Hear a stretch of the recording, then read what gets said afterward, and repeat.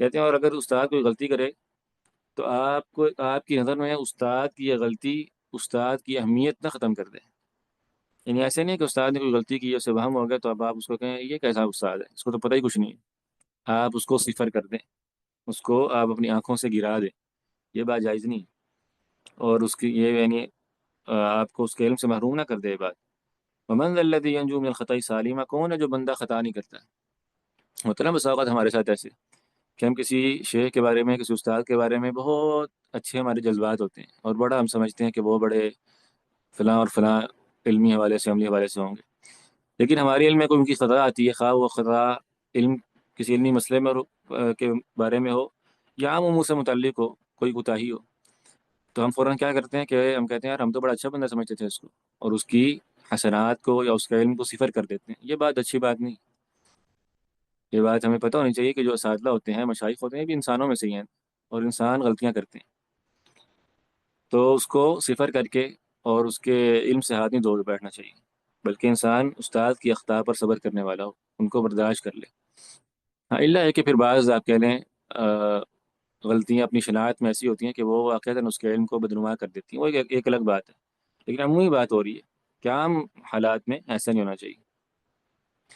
جیسے ابن قیم رحمہ اللہ نے ان کی کتاب مدارج السالکین، جو مدارج السالکین ہے یہ اصل میں شرح ہے کتاب کی منازل السائرین کی.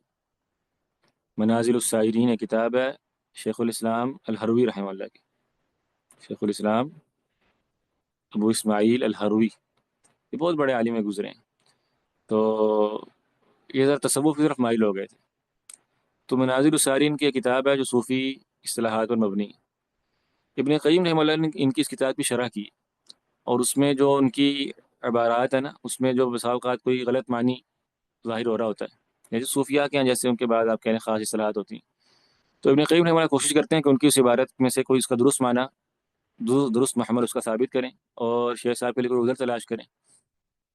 اور بسا اوقات ایسا ہوتا ہے کہ پھر یعنی عبارت بڑی واضح ہوتی ہے اپنی غلطی میں، تو ابن قیم رحمہ اللہ پھر ان کو ادھر دیتے ہیں. یعنی پھر بیان کرتے ہیں کہ یہ شیخ الاسلام الہروی جو ہے رحمہ اللہ تعالی، ان کا یعنی بڑا علمی مقام و مرتبہ ہے.